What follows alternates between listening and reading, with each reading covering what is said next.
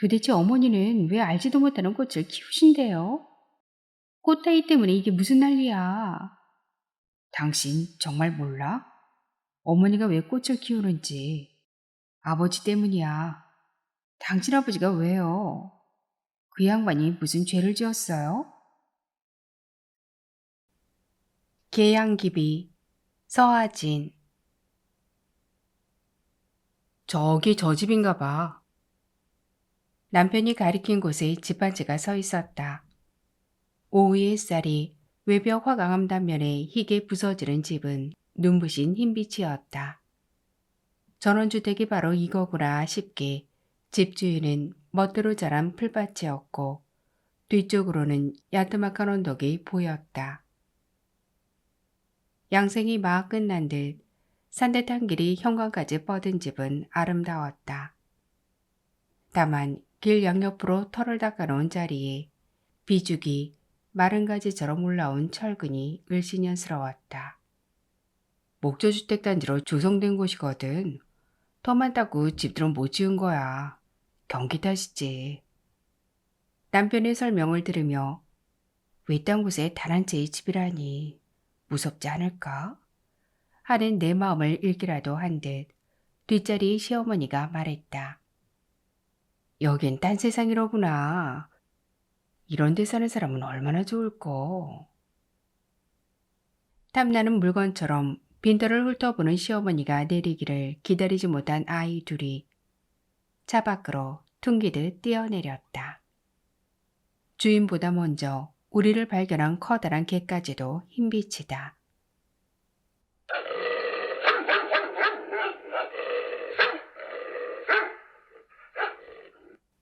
개가 나지막하고 위협적인 소리로 짖었다. 이야, 멋있다. 무지하게 크다.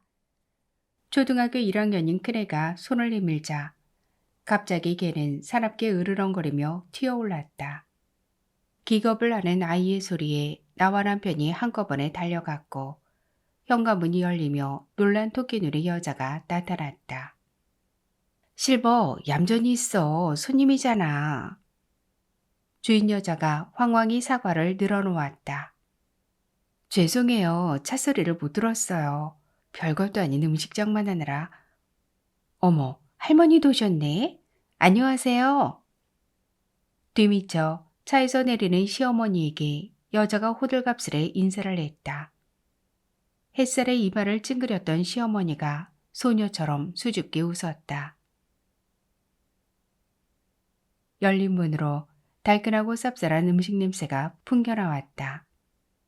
찌개나 튀김 따위에서 나는 것이 아닌 흰집에 어울리는 품위 있고 은은한 낯선 냄새였다. 하얀 앞치마와 질끈 동여맨 긴 머리, 새하얀 집과 썩 어울리는 해사한 얼굴의 여자들을 따라 들어간 집안은 온통 나무 일색이었다. 바닥과 천장, 거실 장식장과 소파까지. 단풍나무가 그처럼 우아한 비침을 나는 처음 알았다. 지기 직전의 햇살이 깊숙이 들어온 거실은 촬영을 기다리는 세트처럼 정갈했다. 선배님은 아직 퇴근 전이신가 보죠? 남편의 물음에 여자가 그렇다고 조금 늦을지 모르겠다고 새 품종을 가져오기 위해서 어딘가에 들르기 때문이라고 말했다.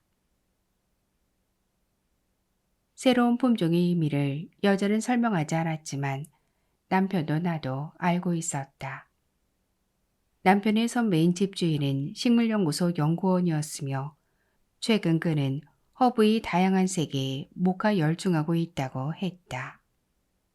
아름다운 이름의 라벤더, 디키타리스, 로즈마리, 레몬밤, 안젤리카, 그리고 이름을 알 수 없는 것들. 앞뒤마당에 촘촘한 허브들이 덜어는 늘어지고 덜어는 키를 자랑하고 있었다. 언뜻 보기에도 10여 종이 넘어 보였다. 식물 키우기를 좋아하는 사람들, 그것들을 가꾸는데 온갖 공을 들이는 사람들을 나는 그다지 좋아하지 않았다. 꽃보기를 사람 보기보다 즐겨하는 사람, 시어머니도 그중 한 사람이었다. 장미, 백합, 모랑 같은 품이 있는 단연승보다는 한해 기어 꽃을 보고 씨를 받아 갈무리했다. 이듬해 다시 심는 일년초들을 선호했으므로 시어머니의 한 해는 낮은 풀들이 한 사리로 시작되고 그리고 끝이 났다. 이른 봄부터 늦가을까지 시어머니의 좁은 마당은 자리바꾸마는 붉고 노란 꽃들로 어지러웠다. 꽃을 유별나게 좋아한다는 것이 뭐 흠이라고 할 수는 없었다. 모종을 심고 거름을 내고 필요한 비료를 사들이는 일들이 간단치 않아 보였지만 시어머니는 단 한 번도 그런 일에 자식들의 도움을 청하지 않았다. 재작년 시아버지가 돌아가신 후로 혼자 살기를 고집해온 시어머니에게 꽃 가꾸기는 훌륭한 소일거리였으며 남편은 그런 어머니를 기꺼워했다. 이야, 이번엔 보라꽃이네. 이건 이름이 뭐래요? 이런 건 처음 봐요. 남편이 마당의 꽃을 보고 반색을 하면 시어머니는 짐짓 대수롭지 않은 얼굴로 이건 누룩이라는 꽃이다. 원래는 북방종이라 온기를 싫어한단다. 기특하게도 꽃을 피웠구나. 하며 꽃의 습성이나 개화시기 따위를 설명하는 광경이 연출되는 주말 오후는 그들 모자에게는 더없이 소중한 시간이었다. 나는 그런 시어머니가 탐탁지 않았다. 돋보기를 끼고 관련 서적을 뒤적이다 꽃 앞에 주저앉아 홀린 듯한 눈으로 그것들을 들여다보고 잎을 쓰다듬는 시어머니를 보면 어쩐지 언짢았다. 검버섯이 일기 시작했지만 아직 팽팽한 얼굴에 소녀 같은 그 눈이 문득 징그럽게 여겨지는 것이었다. 꽃들에 쏘는 정성의 반의 반, 아니 10분의 1만큼이라도 손자들에게 기울여보시지 싶어서였다. 수학여행 기간이나 교사운수의 따위로 집을 비워야 하는 단 며칠간도 시어머니는 아이를 맡아주려 하지 않았다. 아휴, 기운이 딸려서. 그것이 시어머니의 대답이었다. 20분 마을버스, 20분 도보의 거리에 있는 꽃시장에서 쌀 한 말무게는 좋게 될 비료 부대를 밀대에 얹어 끌고 오기를 소풍 가는 것처럼 즐기는 양반이 그렇게 말했을 때 나는 조금 과장하자면 피가 거꾸로 솟는 것 같았다.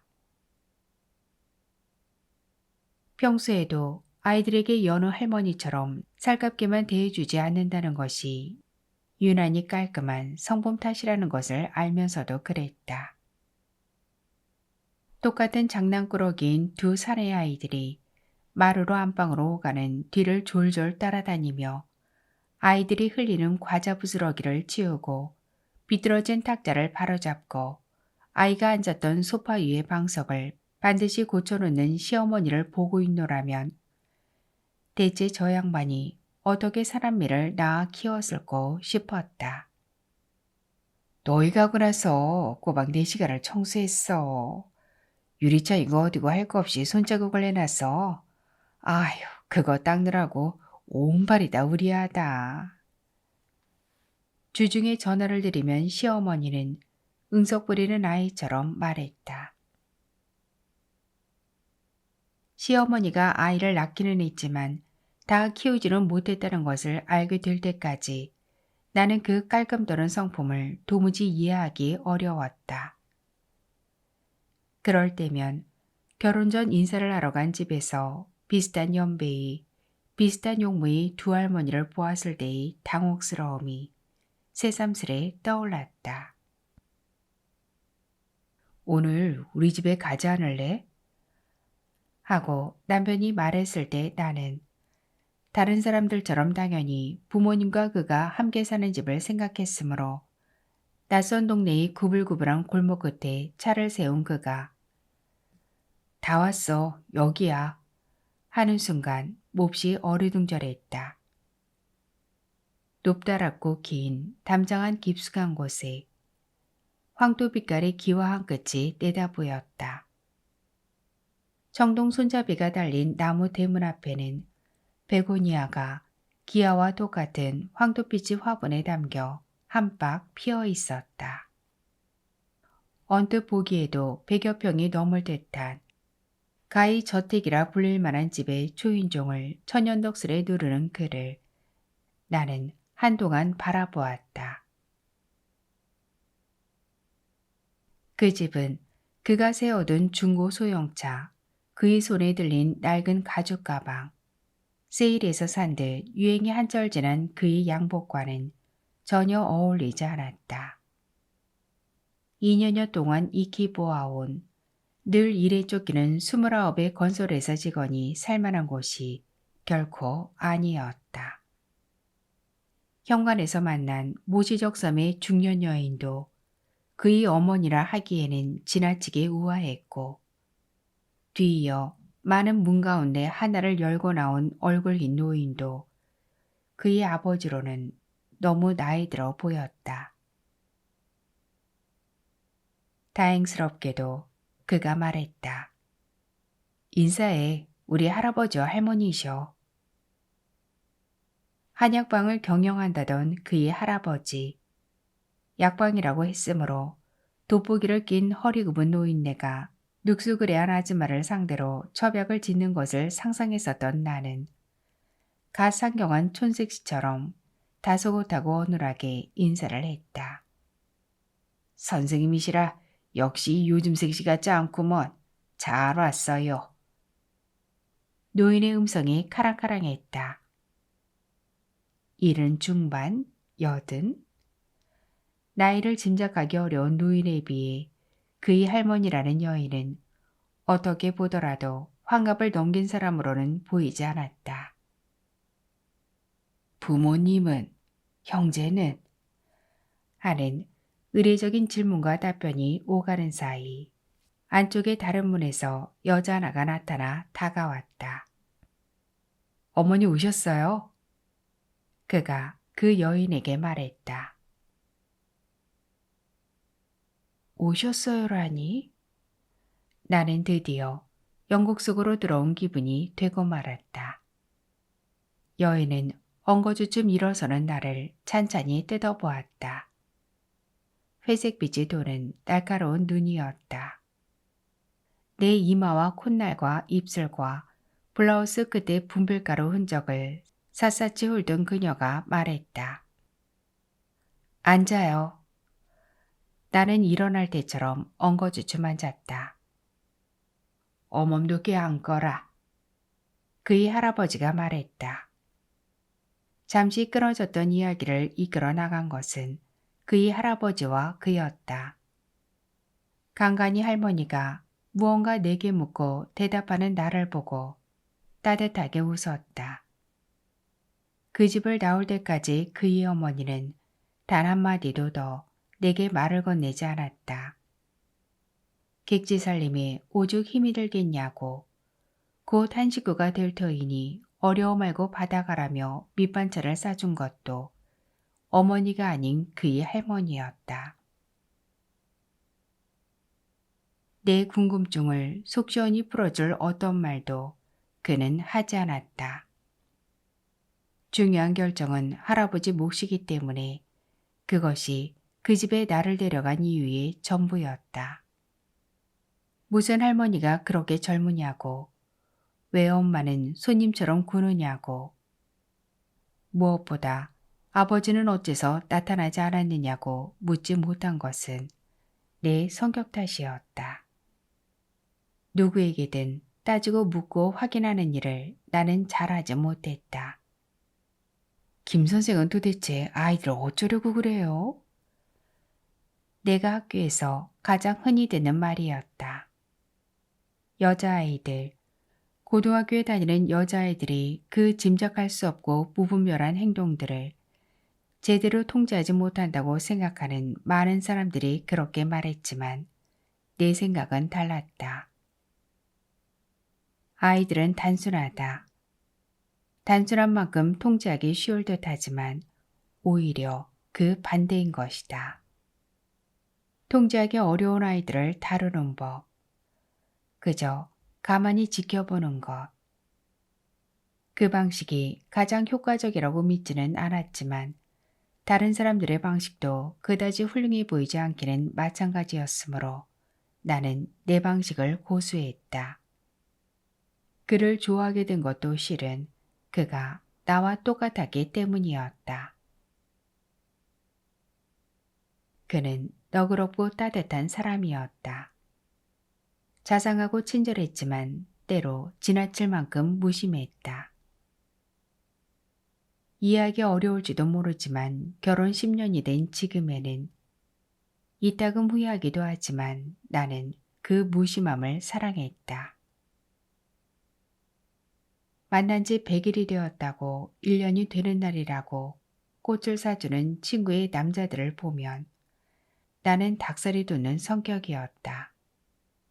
그랬으므로 그가 어머니와 할머니와 아버지에 대해 별다른 설명을 하지 않은 일도 나는 무심히 받아들였다. 무언가 다른 집안과 같지 않은 사정이 있다고 해서 그것이 그를 달리보게 하지는 않았다는 말이다. 그런 나조차도 담담히 지나칠 수 없는 일이 생긴 것은 그로부터 한 달이 지났을 때였다. 오늘 우리 어머니 집에 가지 않을래? 하고 그가 물었다. 어머니 집.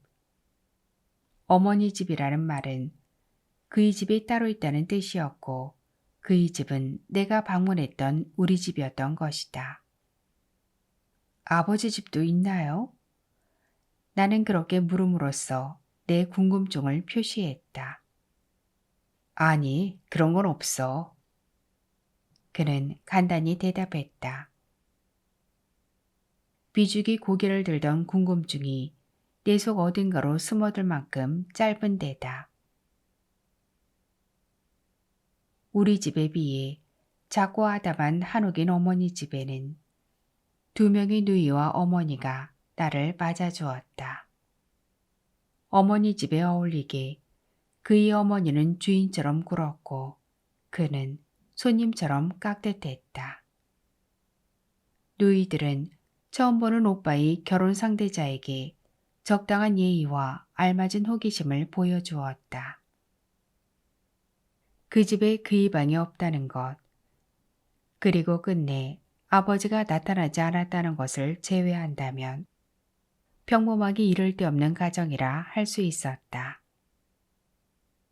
결혼식장에서 처음 보게 된 그의 아버지는 키가 크고 마른 한 가정을 30년간 이끌어온 가장의 냄새를 조금도 풍기지 않는 얼굴의 남자였다. 그는 마치 오랜 독진 생활을 한 사람처럼 외롭고 그늘진 눈으로 나를 바라보았다. 이는 왜 여태 안 오는 거야? 여자가 혼잣말을 하며 동그란 창으로 밖을 내다보았다. 그새 흰개와 친해진 아이들이 엉기중기 뛰어다니고 있을 뿐 남편의 모습은 보이지 않았다. 소파에 몸을 기댄 채 눈을 감은 시어머니를 남겨두고 나는 여자의 안내를 받으며 부엌과 거실, 아래층과 2층의 방들을 차례로 둘러보았다. 이 방은 별을 소재로 꾸몄어요. 딸애가 극성스러울 정도로 별을 좋아하거든요. 2층 복도 끝에 방을 들어서며 여자가 말했다. 별이 촘촘히 수놓인 커튼이 별 모양의 집게에 물려 걷어올려진 창에 커다란 은빛별이 매달려 있었다. 빛을 받으면 저 별이 빛나고 어두워지면 천장 가득 별이 반짝여요. 보실래요? 여자가 커튼을 내리자 손톱만한 별들이 희미하게 보이기 시작했다. 서서히 드러나 점점 뚜렷해지는 연초록의 야광빛. 별들이 눈앞에서 막 돋아나는 것 같은 느낌이었다. 침대 바로 위로부터 수많은 별이 은하수의 물결처럼 무리지어 흘렀다. 하마터면 나는 여자에게 물을 뻔했다. 저 많은 야광 스티커를 붙이고 나서 목이 성했어요. 막 그렇게 말하려는 찰나 나는 유난히 빛나는 별 하나를 보았다. 그것은 북극성이었다. 그저 촘촘히 붙인 것으로 보였던 별이 밤하늘의 별자리와 똑같다는 사실에 나는 경악했다. 북극성이 주위로 정확한 모양의 북두칠성이 있는가 하면 카시오페아가 정갈자리, 쌍둥이자리, 천증자리가 차례로 눈에 들어왔다.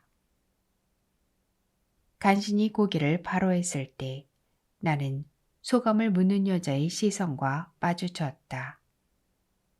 예쁘게 붙이셨네요.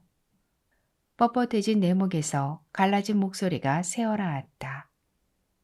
벽 안쪽에 앙증맞은 첼로가 별빛을 받아 신비한 광택을 내며 서 있었다. 따님이 첼로를 하는군요. 레슨 받으러 간 모양이죠. 그 앤 지금 유학 중이에요. 저건 아이가 어렸을 때 켜던 거고요.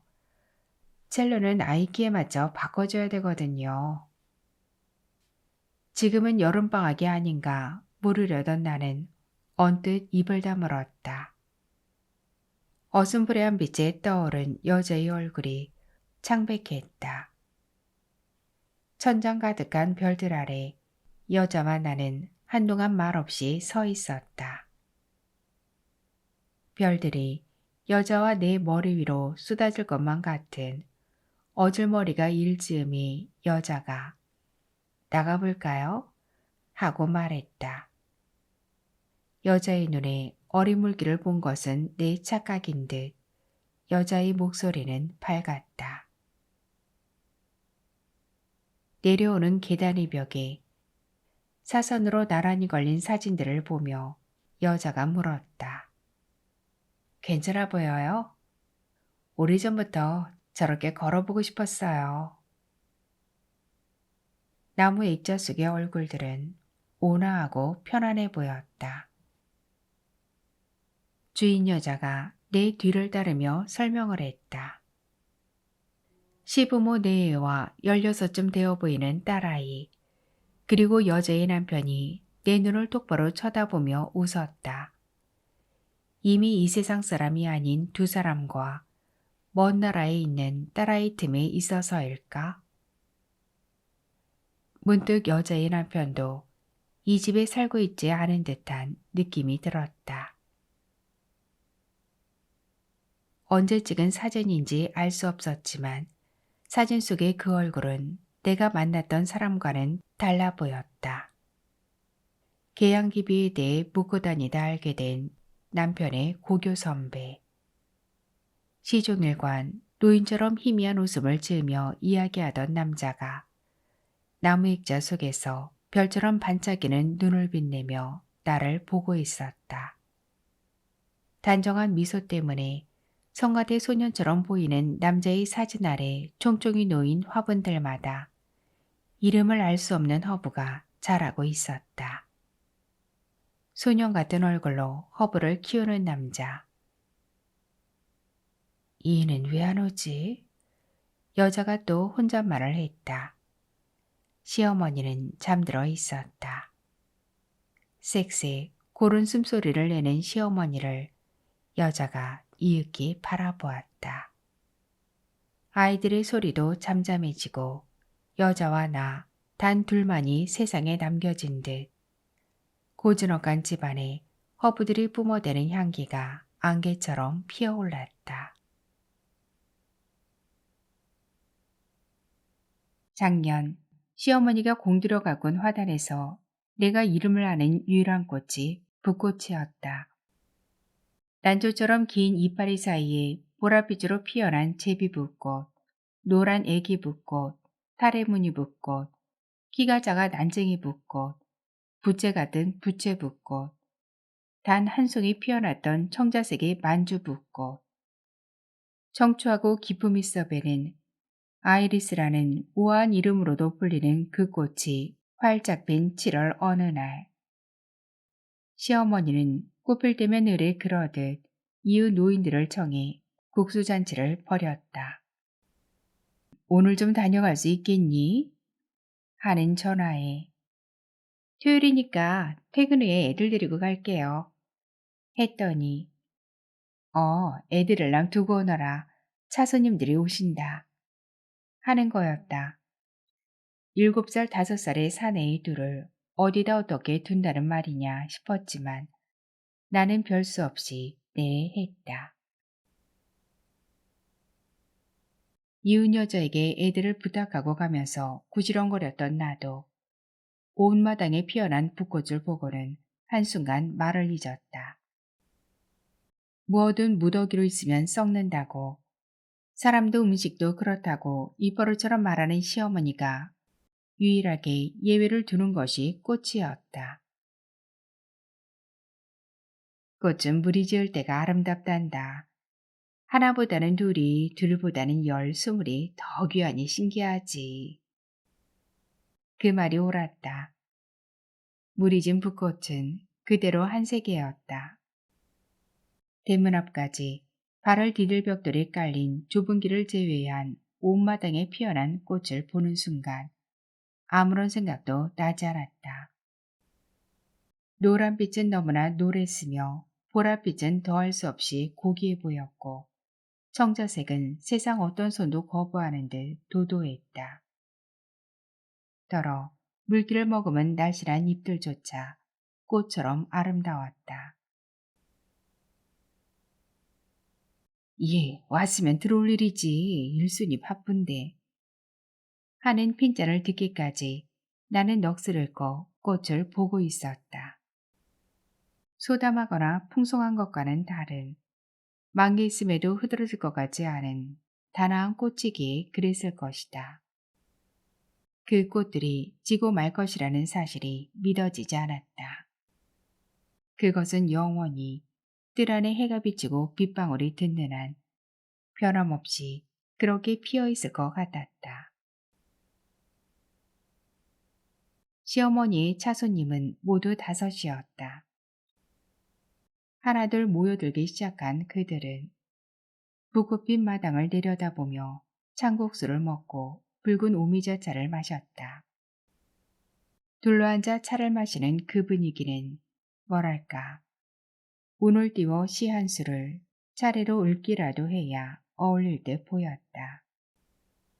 이 여사, 그들 중 하나가 시어머니를 불렀다. 저마다 누군가의 할머니가 되었을 연배의 그들이 서로를 부르는 호칭이 그랬다.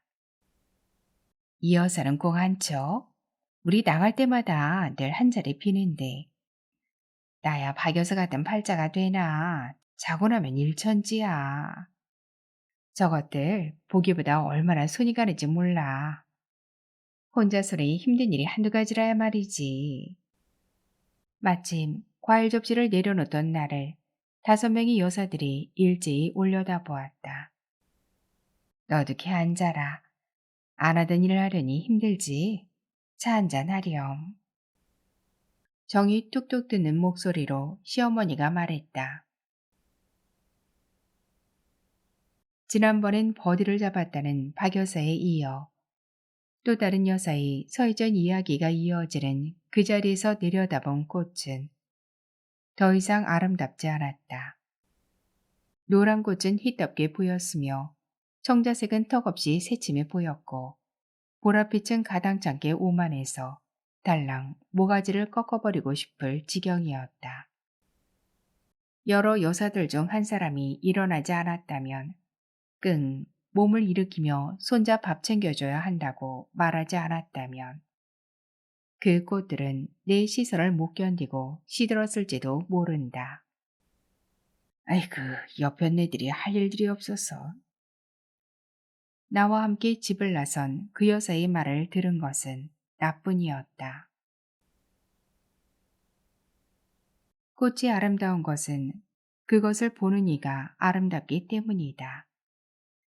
문학소녀의 비망록에 적혀 있음직한 말을 천연덕스러운 얼굴로 움푹 꺼진 눈자 위에 어울리지 않게 눈을 빛내며 말하는 시어머니가 나는 싫었다. 그 말을 할 때의 꿈꾸는 듯한 눈에는 여자가 들어있었다. 내가 싫어한 것은 그 여자가 아니었다. 65인 나이에 그처럼 여성스러움을 간직하고 있다는 것은 좀 징그럽기는 해도 비난할 일이라고는 할 수 없다고 나는 생각했다. 내가 싫어한 것은 그 드러내는 방식이었다. 우아히 탈을 쓴 교태. 나는 그것을 그렇게 정의했다. 남편과 함께 있을 때 시어머니는 위엄과 교양을 갖춘 부지런하고 깔끔한 어머니였지만 나와 단둘이 되는 순간이면 새색시처럼 새침하고 부끄럼조차 타는 여자로 돌변했다. 예, 이거 너무하잖니. 시어머니가 눈을 곱게 흘기면서 그렇게 말하면 나는 소름이 끼쳤다. 왜 그런지는 알 수 없지만 그럴 때의 시어머니를 보면 마당 한쪽에서 개암나무 등을 타고 올라가는 능소화가 떠올랐다. 적광색의 탐스러운 꽃과 그 아래 거목게 죽어가는 지주모. 그런 시어머니가 금년 여름 피어낸 꽃이 계양기비였다. 계양기비라는 이름은 좀 못했지만 꽃은 참으로 아름다웠다. 시어머니가 일러주지 않았다면 남편도 나도 그 낯선 꽃의 이름을 알 리 없었다. 이건 계양기비야. 귀한 꽃이지. 연초에 미국이 네 동생에서 얻어온 모종에서 이렇게 꽃을 피웠구나. 자랑과 기쁨으로 눈을 빛내는 시어머니의 음성이 나지막했다. 비밀스런 화원에 나몰래 꽃을 숨긴 소녀처럼 계양기비를 보던 시어머니는 이틀이 지나지 않아 결국 다시 여사들을 불렀다. 그 꽃에 대한 여사들의 반응은 각각이었지만 개짜 붙은 것치고 제대로 된 것 없다는 말이 그른 것이다. 로 요약할 수 있는 것이었다. 이 여사는 참말 귀손이야. 어쩌면 이렇게 이쁘게 갖고 그래? 여사 하나가 붉은 잎에 손을 대려는 찰나 시어머니가 전에 없이 기겁을 했다. 정 여사, 그건 유별나게 손타는 물건이야. 건드리면 시들어요. 머쓱한 얼굴로 손을 거두던 정 여사의 옷소매가 꽃가지 하나를 분지른 것은 우연이었을까? 아니 저런 하며 마당으로 내려가는 시어머니의 서슬에 놀란 정 여사의 뒷걸음질에 서너 대의 꽃대궁이 부서지고 말았다. 시어머니의 안색은 숫제 흑빛이었다. 부러진 대궁을 막연한 얼굴로 바라보는 시어머니에게 누군가 말했다. 양귀비꽃은 하루 피고 진다지 않아. 이것도 그런 셈 쳐. 응? 그래. 명색 양귀비이니 이름값 했다고 생각해. 네 명의 여사들이 명색값에 대한 서로의 견해를 한마디씩 피력하는 사이 시어머니도 어쩔 수 없다는 듯 긴 한숨을 한 번 쉬고는 마루 끝에 앉아 대화에 끼어들었다. 그래도 양귀비는 양귀비고 개양귀비는 어떻든 개양귀비지. 선문답 같은 말을 끝으로 그날 모임이 파했을 때 시어머니는 전에 없이 떡을 읽고 꽃바라기를 하며 앉아 있었다. 저물도록 꼼짝 않고 꽃을 보고 있던 시어머니는 가겠다는 내 말에도 건성으로 응응 할 뿐이었다. 일이 벌어진 것은 바로 다음 날이었다. 급한 일이라는 남편의 전화 메모를 받고 달려갔을 때 세상에 시어머니는 유치장에 동구만이 앉아 있었다. 시어머니의 제목은 무시무시하게도 아편제배였다.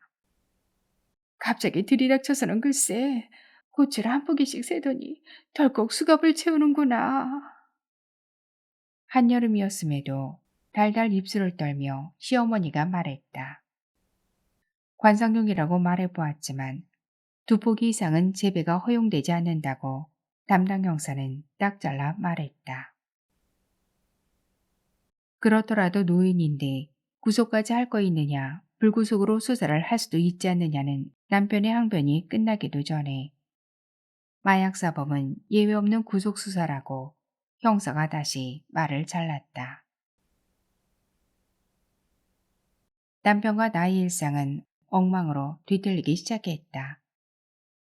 낮이면 시어머니를 면회하고 변호사를 만났으며 눈에선 법조문을 들춰가며 밤을 새웠다. 이럴 때 할아버지가 계셨다면, 그렇다면 당장 답을 얻을 수 있을 텐데. 고민하던 남편이 수소문해준 대로 찾아간 대학의 식물학 교수는 두터운 안경 너머로 나를 노려보다 이렇게 말했다. 계양기비는 계양기비지. 학명도 이름도 다르지만 같은 과이면은 틀림없지. 50을 조금 넘긴 듯한 그가 왜 내게 반말을 하는지 의아했지만 그걸 물어볼 계제는 아니었으므로 나는 공손히 그의 다음 말을 기다렸다. 양귀비는 1살이, 계양귀비는 2살이니까 뭐 다르기는 하지. 꽃도 다를걸? 양귀비 꽃은 되게 붉어요. 간혹 흰빛이 있지만 계양귀비는 자색이야. 갑갑해진 내가 그러니까 마약 성분이 있느냐, 계양귀비를 아편이라 할 수 있느냐고 재우쳐 묻자. 그 교수는 왜 그러는지 계양귀비가 무슨 죄인지 알고 싶어 했다. 아편제비 혐의로 구속된 친지 때문입니다. 내 간략한 대답에 입을 삐죽 내밀고 무언가 생각하는 듯 침묵하던 그는 한참 만에 천천히 중대한 사실을 알려주겠다는 듯 말했다. 계양기비는 마약이라고도 하고 아니라고도 하지. 구미에서 계양기비는 관상용으로 기르거든. 무언가 더 말해주기를 기다리는 내게 그는 딱하다는 듯 덧붙였다. 자세한 것이야 내들 알 수 있나 본 적이 없으니. 5분쯤 더 앉아 있었지만 그가 아무 말이 없었으므로 나는 인사를 하고 자리에서 일어났다. 문을 나서는 나를 그가 뭐 잊은 것 없냐는 듯 쳐다보았다. 그 짧고 시덥잖은 자문을 위해 준비했던 봉투를 내미는 내 손이 떨리는 것을 그는 말없이 바라보았다. 남편과 내가 사방으로 뛰어다녔지만 계양기비는 아편과 다르고 그러므로 마약이 아니다라고 말해줄 사람을 만나기는 쉽지 않았다. 사건을 수임한 변호사조차도 그 둘의 차이를 알지 못했으므로 시어머니가 유죄인지 아닌지 판단을 내리지 못했다.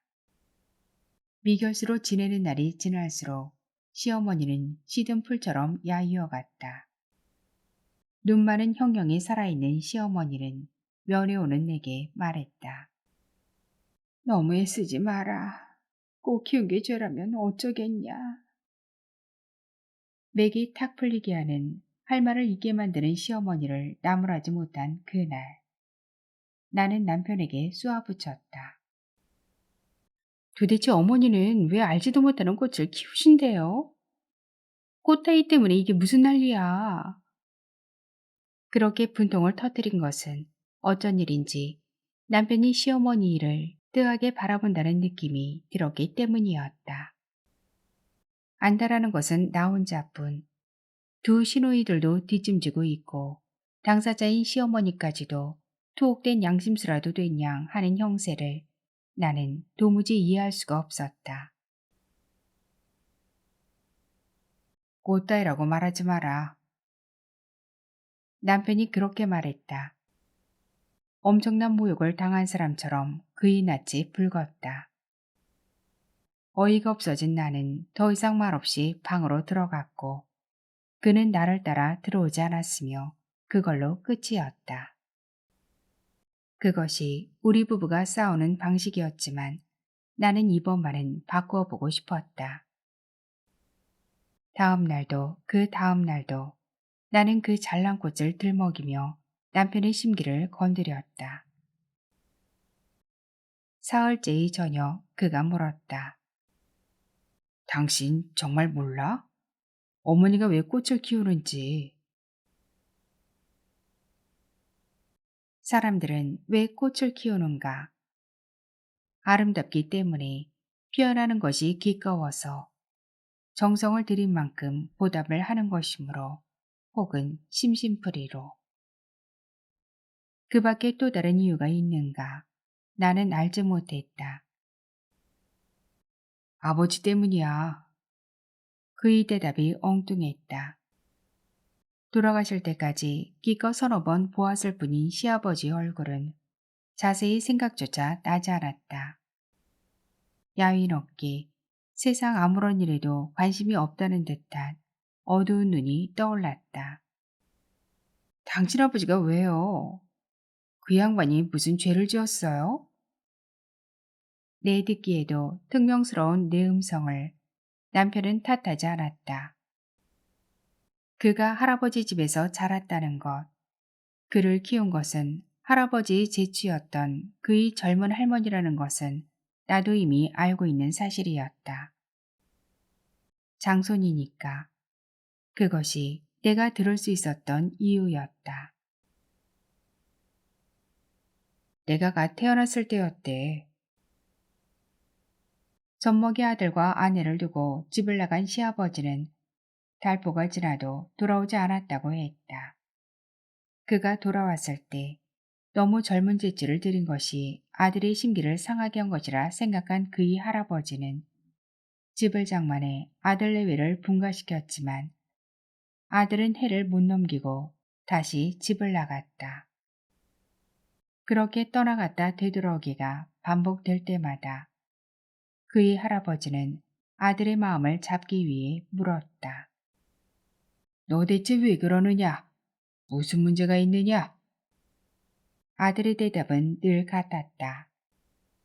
아닙니다, 아버지. 아무 문제도 없습니다. 아들이 원하는 말을 일러준 것은 그의 며느리였다. 아버님, 그 양반이 공부를 그만두고 싶은가 봐요. 그의 할아버지는 가업을 잇기 위해 외아들에게 한약을 배우기를 종용하던 의사를 접었다. 아버님, 그이가 그 오토바이를 갖고 싶다지 뭐예요? 60년대 초 오토바이라는 말조차 낯설던 시절이었지만 그의 할아버지는 그것을 사주지 않을 수 없었다. 어머니가 그랬지. 흰 바지를 입은 아버지가 번쩍거리는 오토바이를 몰고 나가면 동네가 다 환해졌다고. 남편이 쓰는 숨을 지으며 말했다. 가출을 밥 먹듯 하는 지아비를 섬긴 여자라? 단 한 번도 시어머니에게서 시아버지를 원망하는 말을 들은 적이 없었으므로 나는 그의 말이 종래 믿어지지 않았다. 무슨 그런 아버지가 있어요? 어머님은 그걸 보고만 계셨대요? 그럼 어쩌겠어. 아무런 이유 없이 나가는 사람을. 어머니는 아버지를 탓하지 않았고 나도 그런 아버지가 밉지는 않았어. 그 어머니의 그 아들인 남편이 말했다. 오토바이를 타고 나간 아버지는 좀 더 오랜 기간이 지나 집으로 돌아왔다. 젊고 잘생긴 부잣집 서방님은 갖고 싶은 것이 끝이 없었다. 누대를 이어온 가업덕택에 남부럽지 않은 재산가였던 할아버지도 고개를 흔드는 일이 일어났다. 그이가 영화를 하고 싶대요. 영화를 한다는 것이 무슨 의미인지 제대로 알 리 없는 며느리의 말에 그의 할아버지는 처음으로 혀를 찼다. 그럼 이제는 집을 다 들어먹을 작정이로구나. 아이고. 그의 어머니는 시아버지가 야속했지만 남편에게 그대로 전할 수밖에 없었고 남편은 알았다는 짧은 대답을 남기고 집을 나갔다. 그 후로 아버지는 아무것도 요구하지 않았다. 두어 해에 걸러 배가 불러오는 며느리. 그의 할아버지가 아들의 자취를 확인할 수 있는 것은 단지 그것뿐이었다. 뜸뜸이나마 아버지가 오지 않게 된 어느 날 그는 학교로 찾아온 할아버지를 만났다. 하랩이랑 살지 않겠니? 그는 초등학교 3학년이었다. 아직 어머니의 품을 파고들 나이였지만 조숙했던 그는 할아버지의 뜻을 따르는 것이 어머니에게도 이로울 것이라는 생각이 들었다. 그날 밤 어머니는 할아버지의 전화를 받고 그를 불렀다. 할아버지가 찾아갔던 사실을 알 리 없는 어머니는 아무런 반대 없이 책과 옷가지를 챙기는 아들을 보고 상처를 입었으며 그 상처는 오래도록 그가 철들고 청년이 되도록 덧나기만 할 뿐 아물지 않았다. 여자들만 있는 집에서 사내 아이의 기가 꺾일 것을 염려한 젊은 할머니의 주장으로 그 일이 이루어졌음을 알게 된 것은 몇 해가 지난 후였다. 나는 너무 철든 척한 걸 후회하면서도 철든 아이라는 어른들의 기대를 저버릴 수가 없었어. 남편이 길게 한숨을 쉬었다. 할머니는 내게 어머니 같았어. 어머니가 할아버지의 집에 올 때면 나란히 서 있는 할머니와 어머니를 보기가 괴로웠어. 오지 않는 아버지를 기다리다 지친 어머니는 할머니보다 오히려 나이 들어 보였지. 그 즈음이었을 거야. 어머니는 꽃을 키우기 시작했어. 봉숭아, 채송아, 맨드라미 같은 것이었지만 어머니가 심은 것들은 유난히 붉고 선명한 꽃을 피웠지. 이따금 들러도 어머니는 내게 꽃 이야기밖에는 아무것도 하지 않았어. 내 동생 그 애가 태어났을 때 아이를 보러 갔던 할아버지는 무언가 못마땅한 듯 어두운 얼굴로 돌아왔지. 할머니가 물었어. 왜 그러세요? 아이가 신신지한기라도 해요? 고개를 저으며 방으로 들어간 할아버지는 오래도록 나오시지 않았지. 결국 동생은 젖대고 바로 큰 집으로 입양됐지. 당신도 본 적이 있지? LA의 중숙모 말이야. 그 밑으로 양자간 거지. 아니 잠깐만요. 머리가 복잡해진 내가 남편의 말을 끊었다. 그러니까 뭐예요? 할아버지가 형님의 아들에게 자기 손자를 주었다 이거예요?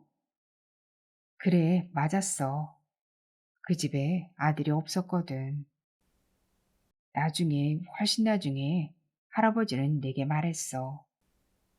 어머니에게서는 그 아이가 제대로 자라지 못한다고. 무언가 흉한 일을 당할 것 같았다고.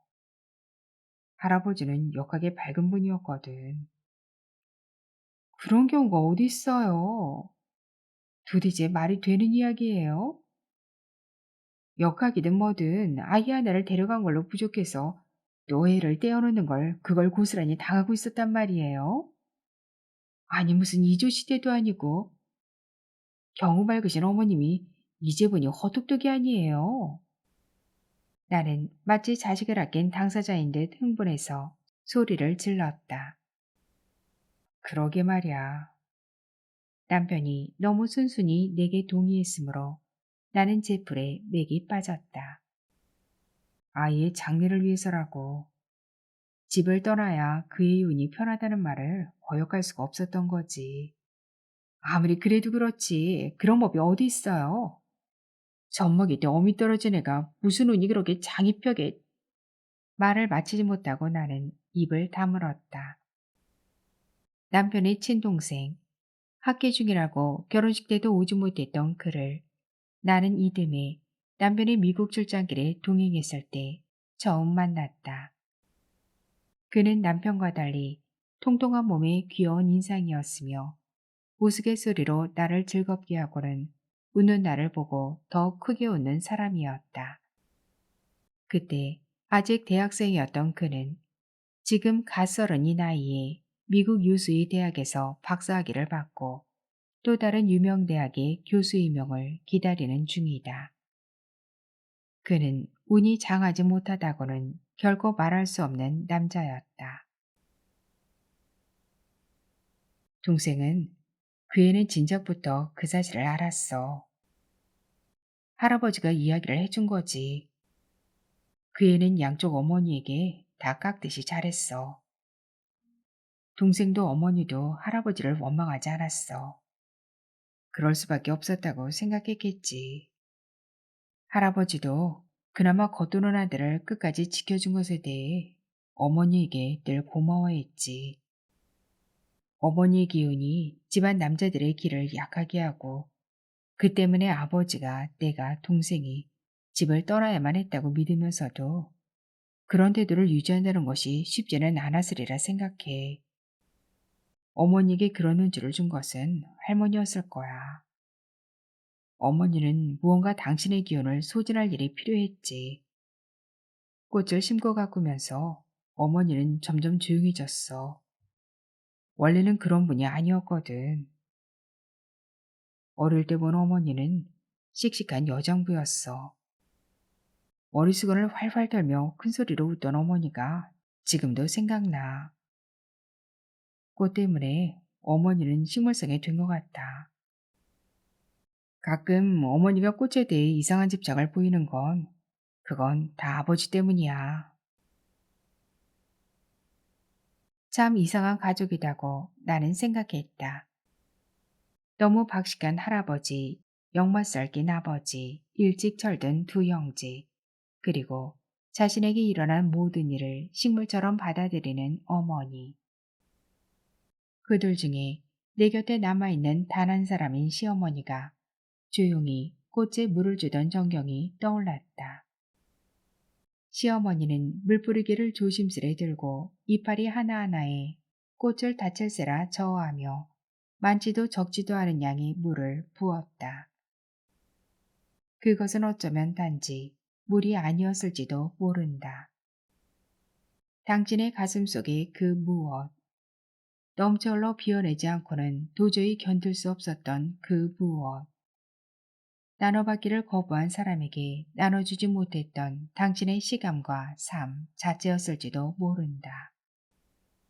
그렇게 나눔받은 꽃이 그렇듯 가만히 바람과 먼지를 받으며 당신 앞에 세월을 지켜보는 것. 어쩌면 어머니가 꽃을 키운 것이 아니라 꽃이 어머니를 키웠다는 이상한 생각이 들었다. 이건 꽃보다는 향기 때문에 기르는 식물이래요, 어머니. 어느새 깨어난 시어머니와 주인 여자가 소파 옆 탁자 위의 라벤더를 들여다보고 있었다. 화분을 사이에 둔 여자와 시어머니는 다정한 모녀처럼 보였다.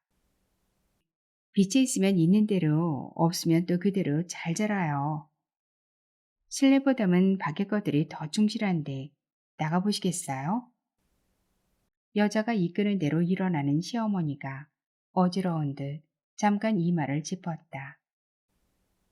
구치소에서의 두 달은 시어머니에게 10년 후에나 닥칠 것 같던 퇴행성 관절염, 백내장, 잦은 현기증들을 한꺼번에 안겨주었다. 2주 전 성고 공판정에서 초췌한 얼굴의 시어머니는 걱정 말라는 듯 나와 남편을 향해 고개를 끄덕였다. 검은 법보기로 더 희게 보이는 얼굴의 판사는 위험이 가득한 음성으로 판결문을 읽어내려갔다. 판사가 마약이 폐해, 마약과 관련된 범죄의 심각성 따위에 대해 준졸이 꾸짖는 동안 남편과 나의 가슴은 점점 오그라들었다. 무궁화 문양 한가운데 법자가 뚜렷이 새겨진 법대 뒤의 3명의 판사들은 단 한 차례도 눈을 깜빡이지 않는 것 같았다.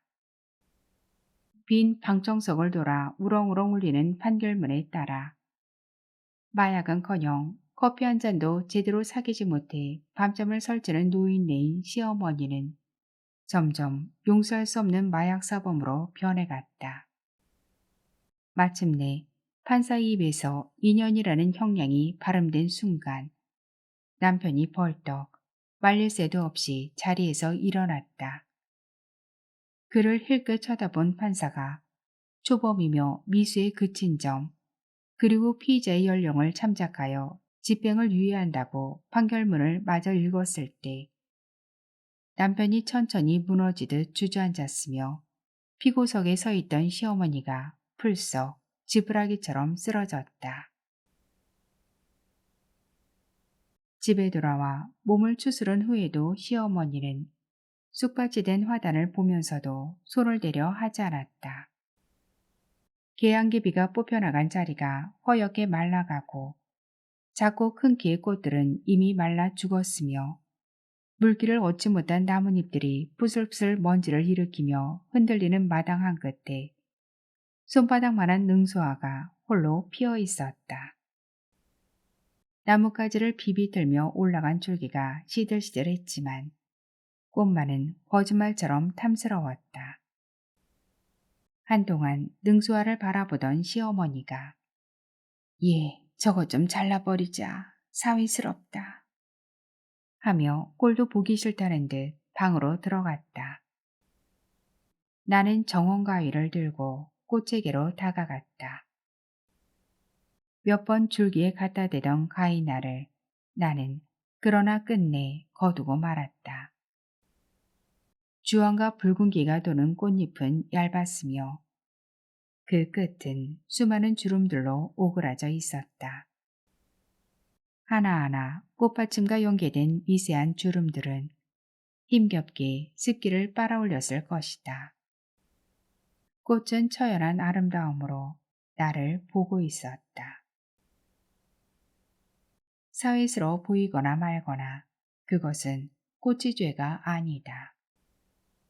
그 꽃은 내게 그렇게 말하는 것 같았다.